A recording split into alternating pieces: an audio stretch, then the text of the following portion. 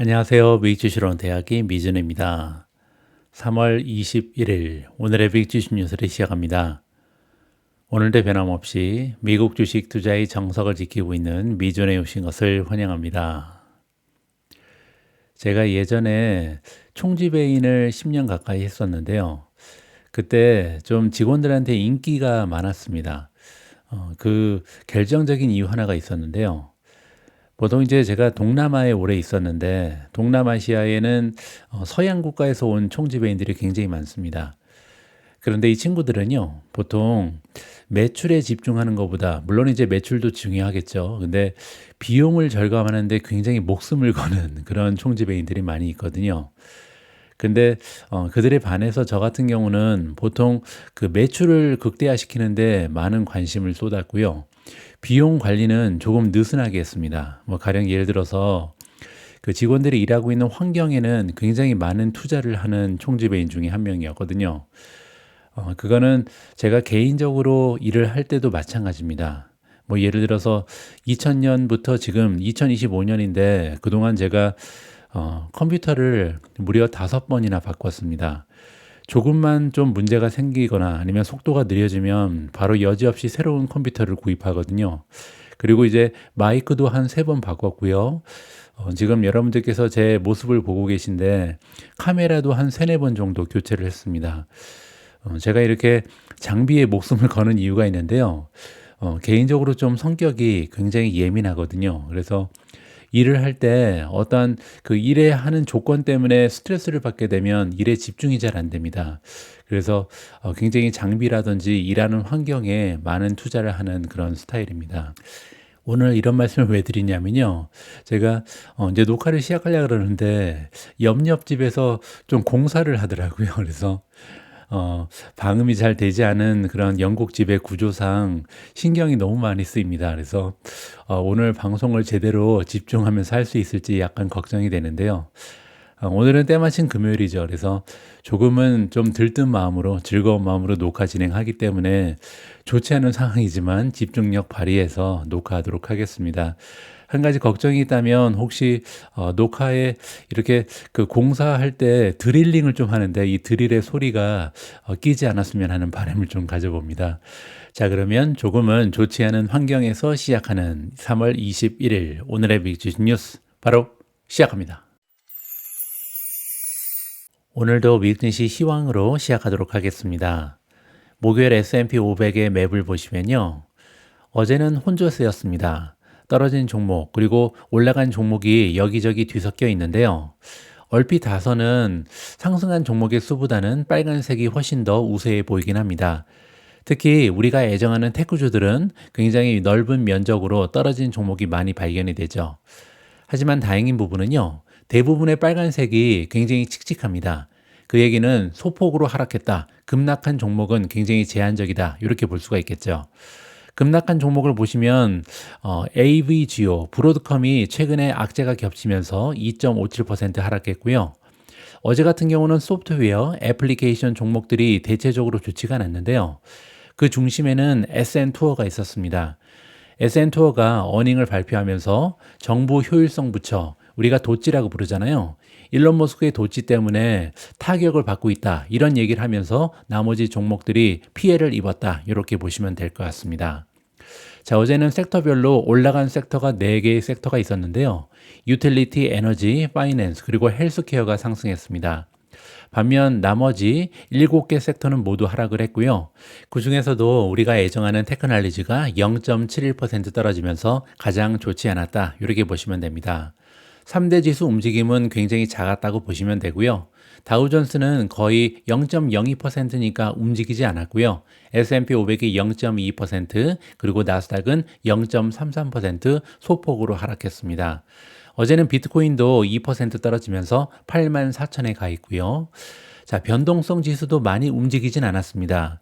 어제 같은 경우는 20 이하로 떨어졌었는데 다시 20.5까지 상승하긴 했고요.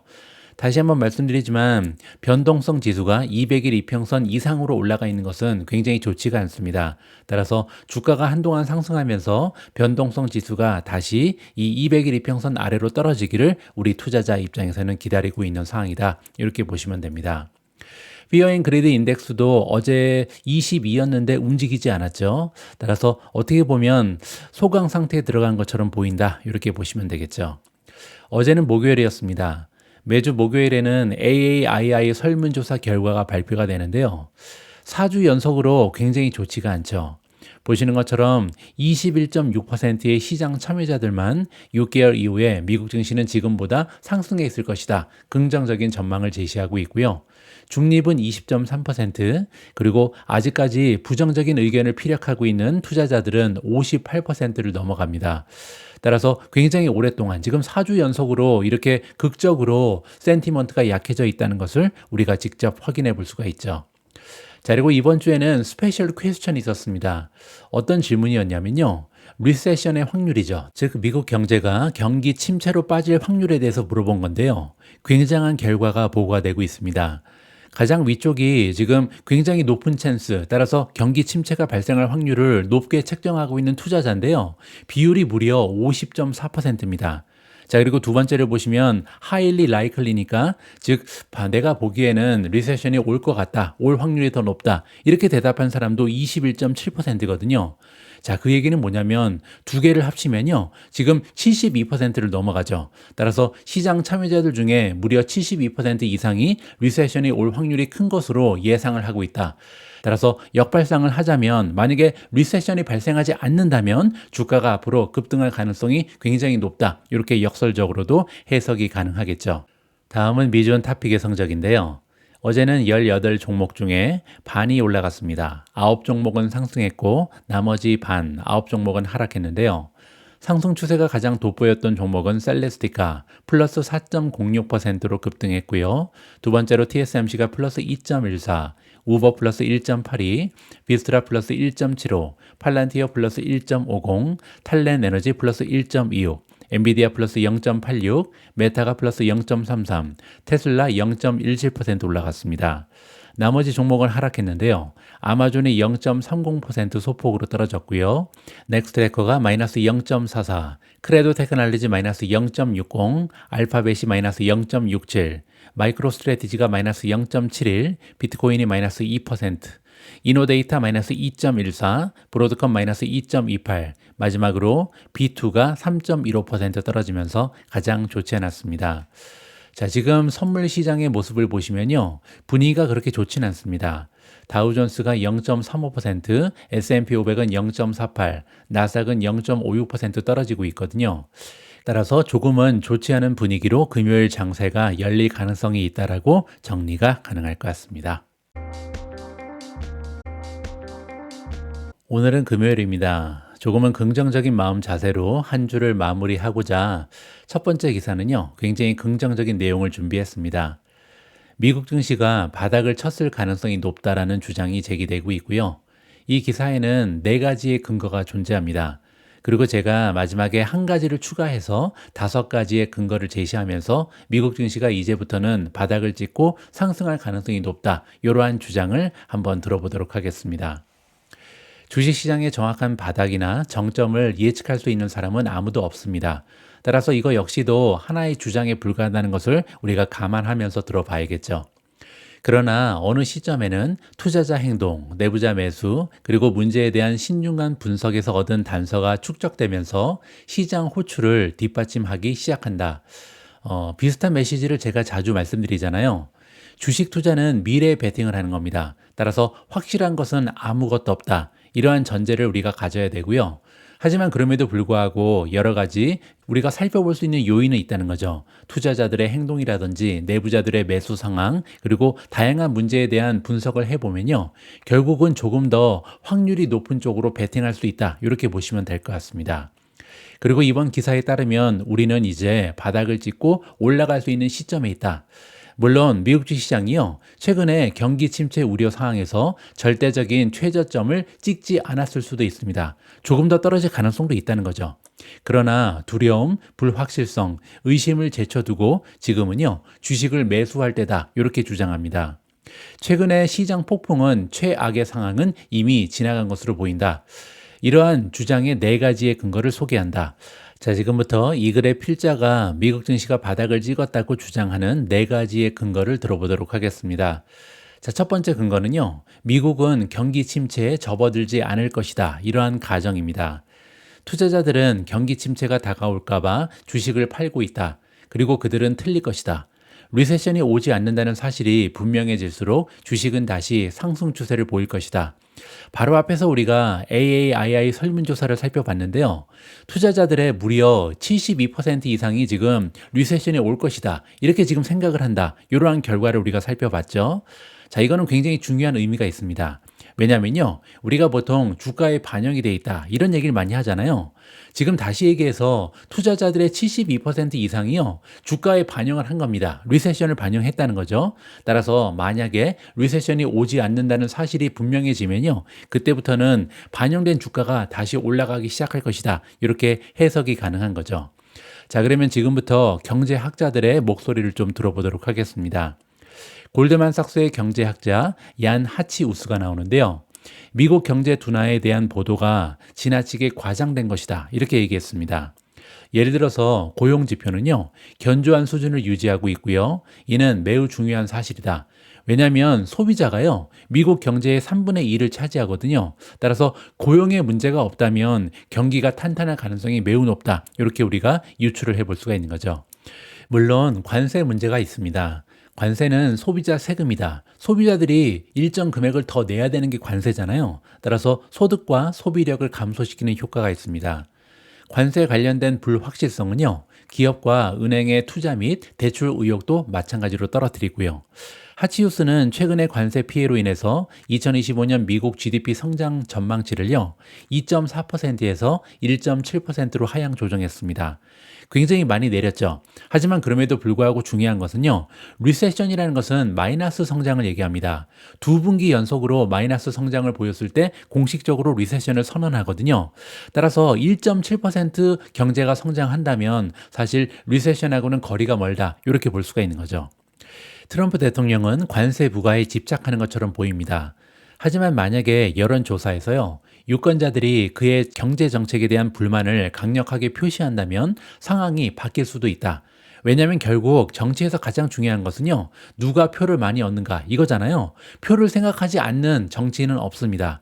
따라서 유권자 여론조사가 만약에 이러한 방향으로 움직이기 시작했다. 그렇게 되면요, 결국은 트럼프도 생각을 바꿀 수밖에 없다. 이렇게 기대가 가능한 거죠.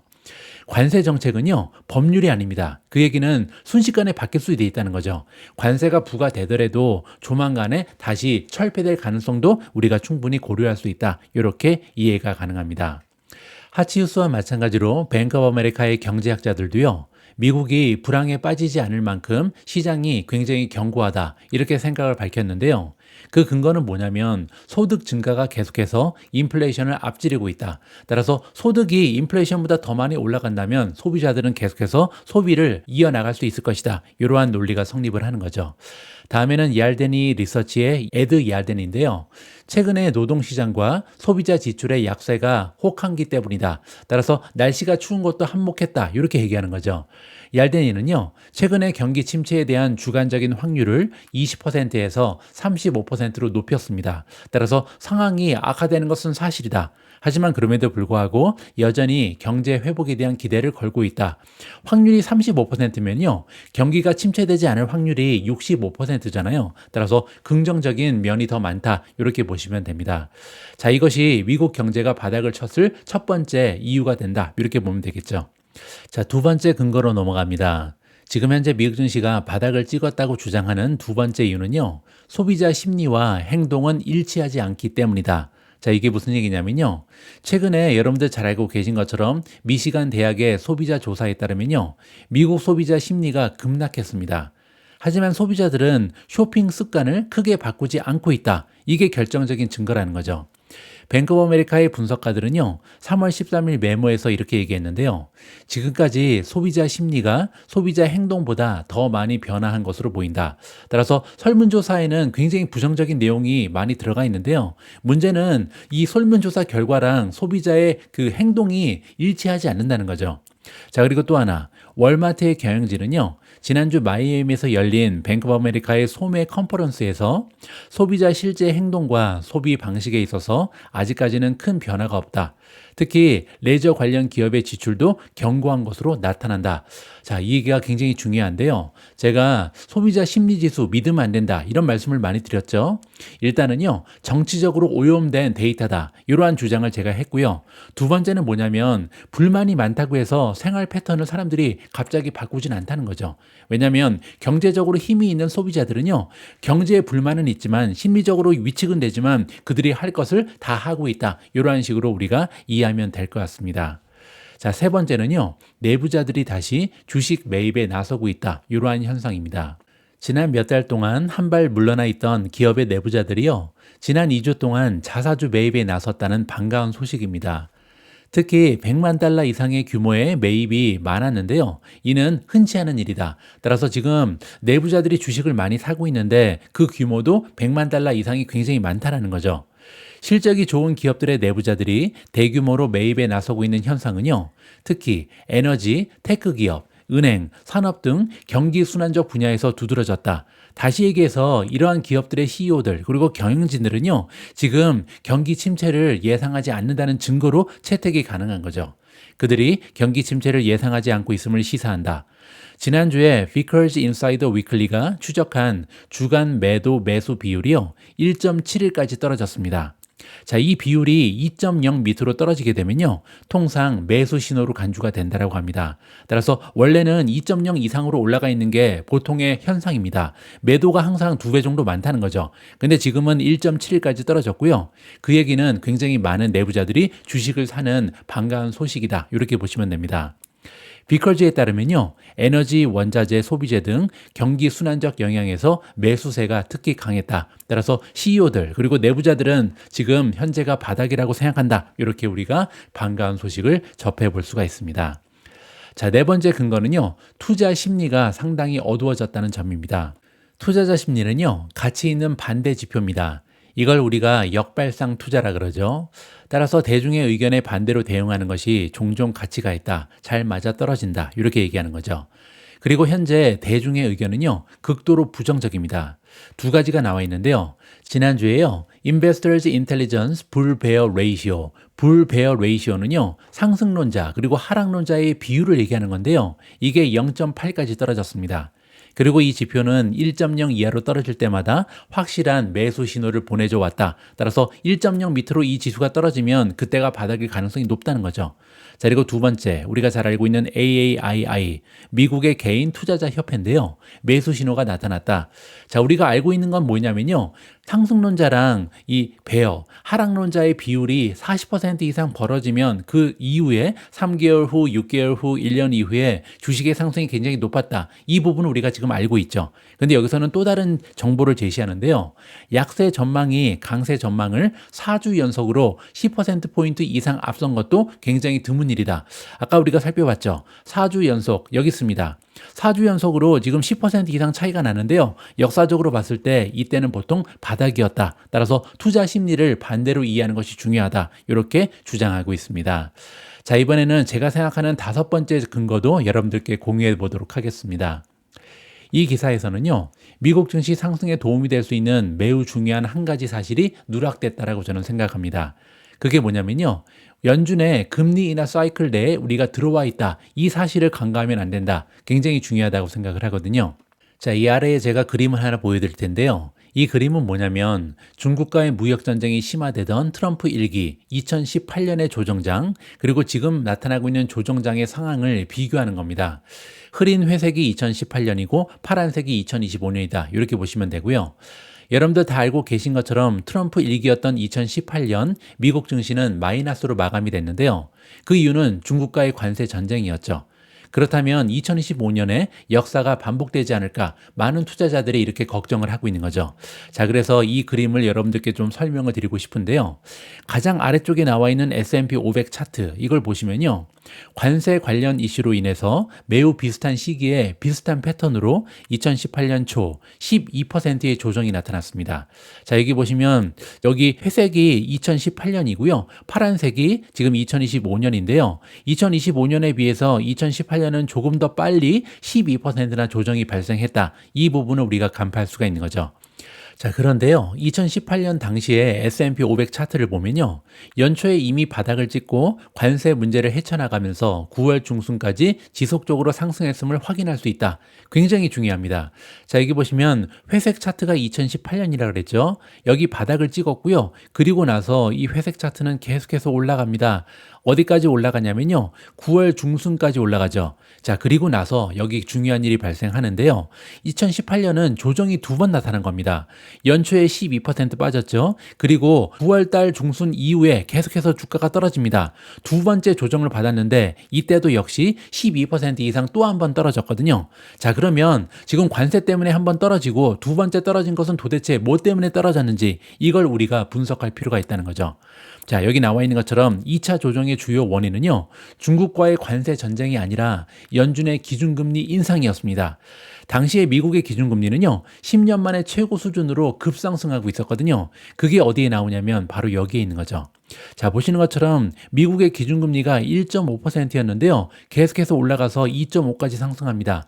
그리고 결국은 3%를 찍거든요. 자, 이렇게 기준금리가 계속해서 엄청나게 빠른 속도로 올라가기 때문에 1%면 4번 올린 거거든요. 따라서 굉장히 짧은 시간에 금리가 굉장히 빠르게 상승하면서 주가가 떨어질 수밖에 없는 굉장히 좋지 않은 상황이 연출됐다. 이렇게 보시면 되죠.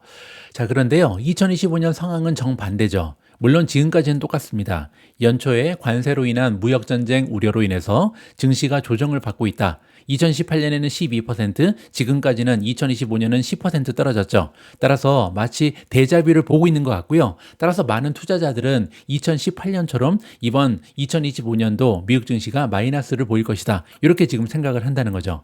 자, 그런데요. 기준금리 관련해서 연준의 스탠스는 완전히 다릅니다. 2018년에는 관세 전쟁으로 인해서 경기 둔화가 생길 수도 있다. 이렇게 우려가 깊어지는 상황에서요. 미국의 기준금리도 동시에 급격한 인상 사이클에 있었죠. 자, 그런데 2025년은 어떠냐면 만약에 트럼프의 관세 정책으로 인해서 경기가 둔화되면요. 연준은 시장의 기대보다 더 빠르게 금리를 인하할 가능성도 있습니다. 왜냐하면 지금 4.25에서 4.5%까지 금리가 올라가 있는 상황이기 때문에 조금이라도 경기가 좋지 않으면 다시 금리 인하를 충분히 실행할 수 있는 여유가 있는 것이 연준이다. 따라서 2018년에 없었던 2025년에 연준 풋이 우리한테는 남아 있다는 것을 우리가 생각할 필요가 있습니다. 다시 한번 강조드리지만 연준에 대항해서는 안 되고요. 연준에 대항하지 않는다는 것은 연준 풋이 있다면 연준 풋을 믿고 투자를 긍정적으로 지속할 필요가 있다는 것이 개인적인 판단입니다. 오늘은 기업 관련해서는 특별한 뉴스가 없기 때문에 미국 증시 전망 특집으로 준비했습니다. 이번에 함께 들어볼 미국 증시 전망은요. 차트 전문가가 제시하고 있는 전망입니다. 과연 기술적인 분석을 했을 때는 어떠한 추세가 발견되는지 한번 살펴보겠습니다. S&P 500 지수는요. 심각한 과매도 상황에서 반등을 시도하고 있는 상황입니다. 가장 최근의 저점은 5,500 근처였고요. 하지만 5,500에서 5,540 범위에서 여러 일일 저점이 있었기 때문에 전체 영역을 지지선으로 간주할 수 있다. 따라서 5,500에서 5,540 사이가 좀 지지선이 이렇게 굵게 형성이 돼 있다는 거죠. 그 얘기는요, 여기에서 더 이상 떨어지지 않는 것이 중요하다. 제가 지난주 목요일 날 저점을 찍고 조금씩 저점이 올라가는 게 중요하다. 이런 말씀을 드렸는데요. 같은 이야기로 이해가 가능합니다. 전형적인 과매도 랠리는 하락하는 20일 이동 평균선까지 보통 확장된다, 올라갑니다. 자, 그런데 S&P 500의 경우에는요, 현재 20일 이평선이 5,780까지 떨어져 있거든요. 그 얘기는 뭐냐면 5,780에서 이제 막힐 가능성이 있다는 거죠. 그리고 또 한 가지, 이전에 지지선 역할을 했던 5,770 부근, 지금 200일 이평선을 얘기하는데요. 200일 이평선 역시도 이제는 저항선이 될 가능성이 높죠. 200일 이평선 이하로 떨어졌기 때문에 다시 올라갈 때는요, 200일 이평선을 뚫는 게 쉽지가 않다는 겁니다. 자, 그런데 중요한 부분은 20일 이평선하고 200일 이평선이 거의 만나고 있잖아요. 따라서 두 가지의 저항선이 겹친다. 이 부분을 뚫는 것이 굉장히 중요하다라고 우리가 이해를 해볼 수가 있습니다. 자, 다음에는 풋콜 비율입니다. 다시 한번 말씀드리자면 풋 옵션이라는 것은 하락에 베팅하는 거고요. 콜 옵션이라는 것은 상승에 베팅하는 겁니다. 따라서 풋이 더 많으면 시장의 분위기가 좋지 않은 거고요. 콜이 더 많으면 시장이 굉장히 좋은 분위기다. 이렇게 보시면 되죠. 자, 그런데 지금 현재로서는요, 풋 매수 속도가 거의 줄어들지 않고 있기 때문에 주식 전용 풋콜 비율은 계속해서 올라가고 있습니다. 오히려 풋을 사는 사람들이 콜을 사는 사람보다 점점 더 많아지고 있다는 거죠. 그리고 두 지표 모두 현재 차트에서 고점을 찍고 있는데 이는 주식시장의 과매도 상태다. 이렇게 이해가 가능합니다. 아래쪽에 있는 가중치 지수는 작년 고점보다 높고 2023년 가을 10% 주식시장 조정 이후 최고 수준이다. 따라서 풋콜 비율이 굉장히 높은 것은 사실상 바닥이 가까웠다. 이렇게 해석이 가능하다는 거죠. 자, 하지만 이 지수들은요, 반전돼서 하락하기 시작하기 전까지는 매수 신호로는 보통 기술 전문가들은 간주하지 않는다고 합니다. 왜냐하면 더 떨어질 수도 있기 때문이죠. 자, 여기 보시면요, 여기가 정점이고 떨어지고, 정점이고 떨어지고, 정점이고 떨어집니다. 자, 이렇게 풋콜 비율이 정점을 찍고 떨어질 때, 그때가 매수 신호거든요. 근데 여기 보시면 아직까지 꺾이는 신호가 발생되지 않고 있다는 거죠. 자, 그 밑에 보시면 최근에 그 비중을 조금 더 높게 설정해서 다시 한번 풋콜 비율을 보는 건데요. 여기도 마찬가지로 굉장히 높이까지 올라갔죠. 따라서 이제는 바닥을 찍었다는 신호가 나타나기 직전인데요. 문제는 이게 여기까지 올라갈지 아니면 여기서 이렇게 꺾일지 모른다는 거죠. 꺾이는 신호가 중요하다라고 이해가 가능할 것 같습니다. 자, 다음에는 시장 폭입니다. 시장 폭이 충분히 개선돼서 두 폭 오실레이터 모두 매수 신호가 발생했습니다. 이 신호들은 이틀 동안의 확인 과정을 거쳐서 확정이 됐다. 따라서 지금 현재로서는요, 시장 폭이 보이는 신호는 매수 신호가 나오고 있다. 이렇게 보시면 됩니다. 자, 그리고 또 한 가지 시장폭 관련돼서 두 번째 지표가 있는데요. 뉴욕 증권 거래소의 신규 고점이 신규 저점보다 2일 연속으로 더 많았다고 합니다. 지금까지는 신규 고점보다 신규 저점이 계속해서 많았기 때문에 이건 매도 신호였거든요. 그런데 드디어 이 매도 신호가 종료됐다, 끊겼다. 이렇게 긍정적인 부분을 살펴볼 수가 있습니다. 자, 다음에는 공포지수입니다. 빅스는요, 두 가지의 혼합된 그림을 보여주고 있다. 따라서 긍정적인 부분도 있고 부정적인 부분도 있다. 이렇게 보시면 되죠. 자, 일단은요, 3월 12일에 나타났던 가장 최근의 급등 최고점. 자, 이 얘기는 갑자기 빅스 지수가 급등했다는 거잖아요. 이렇게 급등하면 그게 매수 신호다. 이 부분은 우리가 잘 알고 있죠. 그리고 이 신호는 아직까지 유효하다라고 합니다. 자, 왜 이게 유효하냐면 빅스가 최근의 최고점인 29.57을 넘어서면서 매수 신호가 증단되지 않으면, 따라서 빅스가 이렇게 최고점을 찍고요, 다시 한번 이 수준을 넘어서지 않는 한 그 얘기는 매수 신호가 유효하고요. 보통 이렇게 한번 정점을 찍은 빅스의 매수 신호는 22거래일 동안 유지된다라고 합니다. 칼렌더로 바꾸면 한 달 동안은 유지가 된다는 거죠. 따라서 이미 3월 12일에 매수 신호가 등장했기 때문에 한 4월 초까지는 계속해서 유효한 매수 신호다. 이렇게 보시면 됩니다. 자, 하지만 빅스가 보내고 있는 부정적인 신호도 있는데요. 빅스 지수와 그리고 20일 이동 평균이 모두 200일 이동 평균보다 높습니다. 이 부분은 아까 제가 잠깐 설명을 드렸죠. 그리고 이렇게 빅스 지수가 200일 이평선보다 높게 형성이 되면요, 매도 신호가 아직까지 유효하다. 이렇게 이해가 가능합니다. 따라서 빅스 지수가 200일 이동 평균 아래로 다시 떨어질 때까지 이 매도 신호는 계속해서 유효하다. 따라서 좋지 않은 부분이 아직까지는 유지되고 있다라고 이해가 가능하겠죠. 자, 결론입니다. 지금 현재는 과매도 랠리처럼 보이고요. S&P 500이 20일 이동 평균선을 넘어서면 멈출 것으로 보인다. 자, 따라서 만약에 아까 얼마였죠? S&P 500의 20일 이평선이 200일 이평선하고 겹친다 그랬죠? 5,780 그리고 200일은 5,770이거든요. 따라서 이 수준을 돌파해야지만 그게 지금 과매도에서 잠깐 나타나는 반등이 아니라 지속적으로 올라갈 수 있는 신호로 우리가 이해할 수 있다. 이렇게 보시면 될 것 같습니다. 자, 따라서 지금 현재로서는요, 완전히 확인된 신호가 아니라는 거죠. 조금 더 기다릴 필요가 있다는 것이 이번 기술 전문가의 분석이라고 보시면 됩니다. 자, 그리고 우리가 기다렸던 충분한 신호가 발생하면, 앞에서 우리가 기다려야 되는 신호를 여러 개 지적을 해줬는데요. 그리고 나면 과매도 랠리가 아니라 전반적으로 추세가 전환됐다는 것을 확인하고 그때 투자해도 늦지 않다는 것이 기술 전문가의 의견입니다. 자, 오늘 마지막으로 준비된 기사 역시도 기술 전문가의 미국 증시 전망입니다. 오늘은 제가 의도하지도 않았는데 모두 다 긍정적인 기사만 전달을 해드리고 마무리가 되는데요. 주말을 맞이해서 조금은 더 기분 좋은 기사로 이렇게 금요일 방송 구성하는 것도 나쁘지 않을 것 같습니다. 자, 펀드 스트랩에서 톰리랑 같이 일하는 마크 뉴턴이 있는데요. 기술 전략 책임자입니다. 자, 이분의 의견에 따르면 지난주에 이미 바닥을 쳤을 가능성이 높다. 이렇게 주장을 하고 있고요.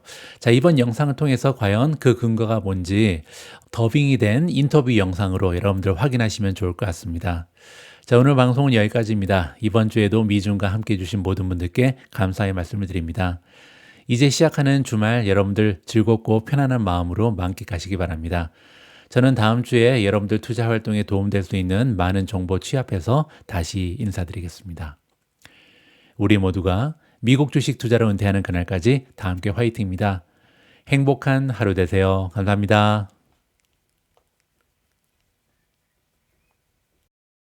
이틀 동안 상승세를 보였던 시장은 어제 하락세로 돌아섰습니다. 하지만 다음 게스트는 이미 바닥을 다지는 과정이 진행 중일 수 있다고 합니다. 펀드 스트레스의 마크 뉴턴입니다. 지난주에 바닥을 쳤다고 생각하시나요? 뭘 보고 그렇게 생각하시나요? 지난주에 최근에 일어난 몇 가지 흥미로운 일이 있습니다. 두려움이 항복으로 바뀌는 조짐이 보이기 시작했습니다. VIX 곡선이 역전되었고 지난주에는 주식 풋콜 비율이 1.0에 근접하여 0.95를 기록하는 등 시장 심리가 변화하고 있습니다. 콜과 비슷한 수준의 풋이 매수되는 것을 보면 일반적으로 바닥과 일치하는 두려움의 수준에 도달하고 있다는 것을 알 수 있습니다. 지난 금요일과 월요일에는 전체 주식의 90% 이상이 상승한 이른바 90% 상승일이 있었습니다. 가파른 하락 이후 나타나는 이러한 상승은 항복뿐만 아니라 의미 있는 상승 움직임의 시작을 의미하며 바닥에 매우 가까워지고 있다는 강력한 신호이기도 합니다. 톰 리는 월요일에 같은 관점을 전달한 것처럼 보였지만 작은 움직임에서 정확한 정점을 찾아내려고 했다는 비판받았습니다. 그는 일찍 저점을 예상했고 그날 동일한 신호를 지적했다고 생각합니다. 그 금요일에는 시장이 안정되기 시작한 것처럼 보였기 때문에 꽤 근접했던 것 같습니다. 톰이 기술적 관점에서 그 주의 시장이 바닥을 칠 것으로 예상한다고 말했을 때 보셨나요? 네, 저도 CNBC 시청하지만 몇 가지 지적하고 싶은 게 있어요. 다시 나오셨죠? 심리적인 약세뿐만 아니라 평소와 같은 고수익률 움직임도 보이지 않고 있습니다. 진정한 시장 매도세가 발생해 스프레드가 국채에 비해 크게 확대되고 정크본드 수익률이 높아지는 것이 정상적이라면 이는 한 가지 문제입니다. 모든 사람들이 관세에 가려서 솔직히 경제나 수익이 이 정도의 두려움을 정당화하지 않는다고 생각합니다. 실제로 1월 저점보다 더 잘 버티고 있습니다. 51 또는 11 이동평균을 상회하는 종목의 비율과 같은 지표를 보면 이전에 보였던 극단적인 수준까지 떨어지지는 않았습니다. 바로 그 점입니다. 항복에 대해 말씀하시지만 실제로 그 정도의 매도세를 본 것 같지는 않다는 것입니다. 저는 보통 15-20% 하락이 있어야 진정한 패닉 매도가 일어날 거라고 생각합니다. 밸류에이션이 더 합리적인 수준으로 내려가서 적정 수준에 더 가까워졌습니다. 동시에 기술주는 2025년에도 여전히 가장 큰 수익 센터로 장기적인 강점을 강화할 것입니다. MAG7은 가고 LAG7이 되었다고 말하지만 아니라고 생각합니다. 여러 가지 면에서 3월의 광란에 빠져 있습니다. 하지만 기술적으로는 많은 차트가 여전히 훌륭합니다. 중기적으로 보면요. 키 종목들이 20-30% 하락했습니다. 이 중 상당수는 가치를 인정받고 있습니다. 두려움이 높아지고 있지만 위험하진 않습니다. 질서정연하게 감소하고 있습니다. 집중적으로 하락했고 약세장을 생각할 만큼 대규모 매도세와 위험자산 투매가 일어나지 않았습니다. 특히 기술에 집중하는 사람들에게는 극단적으로 느껴질 수 있지만 귀금속, 국채, 미국 외 시장 등 강세를 보이고 있는 분야도 있습니다. 일반적으로 볼 때 1분기의 힘든 시기가 지나고 나면 시장이 바닥을 찍는 시기라고 할 수 있습니다. 이는 관세와 관계없이 새로운 행정부가 교체되는 대통령 첫 해에 항상 발생하는 일반적인 현상입니다. 시장은 1, 2, 3월에 거친 시황을 보이다가 바닥을 찍고 상승세로 돌아섭니다. 아주 가까워졌고 이미 바닥을 찍었을 수도 있다 생각합니다.